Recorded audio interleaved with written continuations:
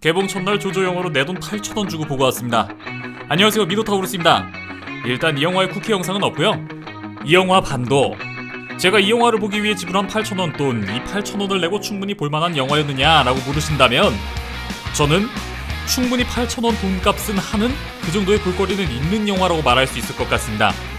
물론 이 영화를 조조 영화로 제일 먼저 보기 위해 늦잠 꾸러기인 제가 아침 7시에 일어난 그 노력까지 친다면 조금 아쉬운 영화일 수는 있을 것 같지만요. 어쨌든 반도는 제가 지불한 8,000원 돈값은 충분히 하는 영화였습니다. 작정하고 깔려면 깔 부분들이 너무 많긴 하지만 저는 그래도 아주 못 봐줄 정도의 영화까지는 아니었다고 생각해요. 일부러 깔거리만 찾으려고 작정하지 않고 재밌게 즐기려면 충분히 재밌게 즐길 수 있는 작품이었다고 생각합니다. 굳이 저 말고도 많은 리뷰어들이 이 영화를 비판하는 영상들을 많이 올리실 것 같긴 합니다.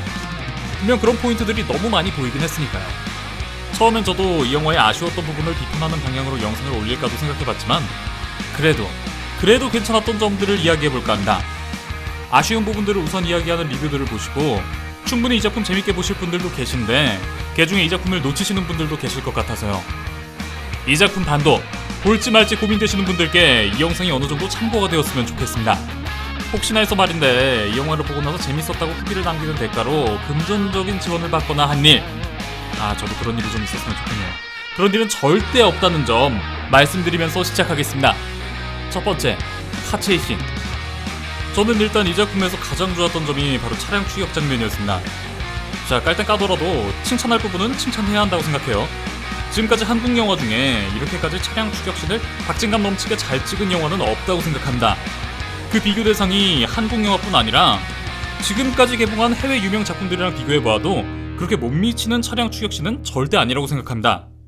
물론 매드맥스나 분노의 질주 시리즈와 같은 작품들과 비교해본다면 아쉽다고 할 사람들도 있겠지만 제작비와 제작 여건들을 생각해본다면 반도의 차량 추격신은 아무리 칭찬해도 지나치지 않을 훌륭한 수준입니다. 저는 이 작품 일반 2D 상영관에서 봤는데 4DX는 그게 몰입을 방해한다고 생각하여 극도로 꺼리는 저에게 이 작품은 4DX로 보는 게 훨씬 나았겠다라는 생각이 들게 했습니다. 이 작품 상영시간 116분 중 중후반부 20분 이상이 바로 이 차량 추격신인데 저는 이 20분만으로도 8,000원 돈값은 다 했다고 생각해요. 왜냐면 이런 장면이 우리나라 영화는 물론 아직 전세계 어떤 영화에서도 본 적이 없는 거였거든요. 저는 이 시도만으로도 한국 영화의 의미 있는 도전이라고 생각하고 또 이 추격신이라는 결과물도 나쁘지 않다고 생각합니다. 20분 결코 짧지 않은 시간인데 이 추격신이 나오기 좀 전까지는 늘어지는 감이 없진 않았지만 이 추격신만큼은 시간 가는 줄 모르고 봤습니다. 폐허가 된 서울 도심에서 펼쳐지는 추격신이 정말 볼만했어요. 저는 아마도 반도가 우리나라보다 해외에서 더 좋은 평가를 받지 않을까 하는 생각이 듭니다. 2016년 부산행 때를 생각해봐도 당시 제 주변이나 각종 인터넷 커뮤니티에 부산행 별로다, 노잼이다, 3년 전 월드워즈 연출을 그대로 베꼈다라는 반응들이 꽤 많았습니다. 하지만 해외에 뒤늦게 부산행이 퍼지고 좋은 평가를 받자 어느새 부산행에 대한 우리 스스로의 평가도 덩달아 더 좋아진 감이 있죠. 까먹 드는 생각인데 우리 영화에 대해 우리 관객들의 평가가 좀 박할 때가 꽤 많은 것 같습니다.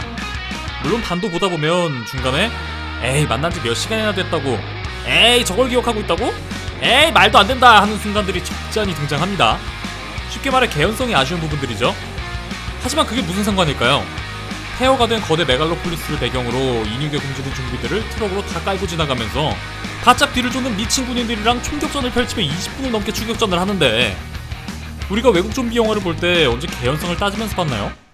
차량 추격신으로 유명한 분노의 질주 시리즈도 개연성을 따져서 많은 팬들이 생긴 작품은 아니잖아요.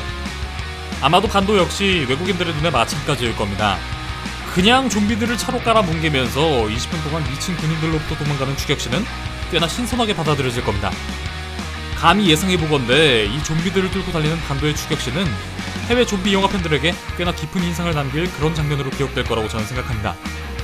물론 작정하고 까면 깔거리가 한가득인 영화이긴 하지만 오히려 저는 이 작품이 해외에서 특히나 이 차량 추격신 부분으로 좋은 평가를 받고 그것이 또한 국내의 반도에 대한 평가에 역시 시간이 지나 어느 정도 영향을 줄 것으로 예상합니다. 부산행 때와 비슷하게요. 두 번째, 신파 얘기를 안 할 수 없죠. 다들 예상했잖아요. 전체 부산행에서도 신파로 마무리 짓고 끝났으니까. 아마 이 신파 부분으로 좀 얘기가 많을 것 같아요. 엄청 깁니다, 이 신파 장면이 마지막에. 그리고 아예 없어도 크게 상관없는 캐릭터인데 오직 이 신파 장면만을 위해서 만들어진 캐릭터도 있습니다. 아이유 3단 고음도 아니고 마지막에 신파가 연속 콤보로 터져요. 그런데 저는 눈물은 안 터지더라고요. 이미 신파 함께 1, 2편으로 눈물샘이 빡세게 단련된 덕분이겠죠. 네, 한국 영화가 너무 신파하다 보니까 이제 내성이 생기고 또 지겨운 겁니다.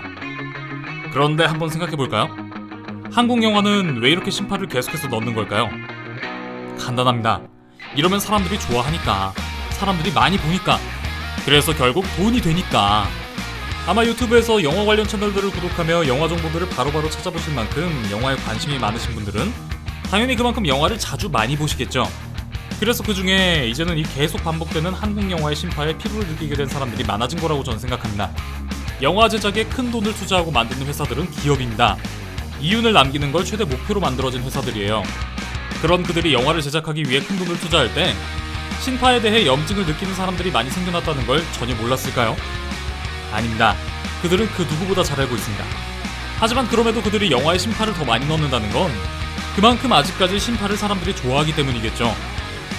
한국에서 좀비 영화를 만드는데 진짜 신파 같은 거 다 빼고 좀비랜드나 REC 같은 영화를 만든다고 생각해보면 물론 좀비 영화 매니아들은 정말 누구보다 좋아할 겁니다. 하지만 이 영화가 흥행하기는 힘들지 않을까요? 당장에 극장에 부모님을 모시고 좀비 영화 한 편을 꼭 봐야 한다고 한다면 여러분들은 신파가 있는 부산행을 보시겠습니까? 아니면 좀비랜드 같은 작품을 보시겠습니까?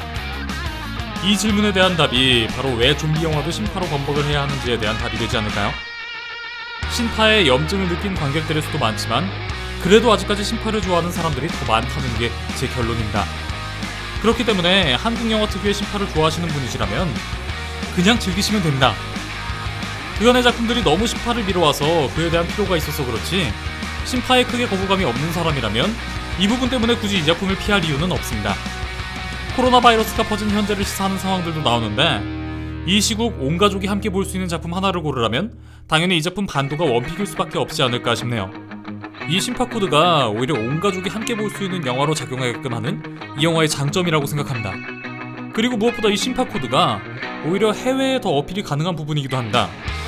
아니 한국 영화는 맨날 신파 외국 영화는 하나도 안 그런데 뭐 이런 얘기 많이 들어보셨죠?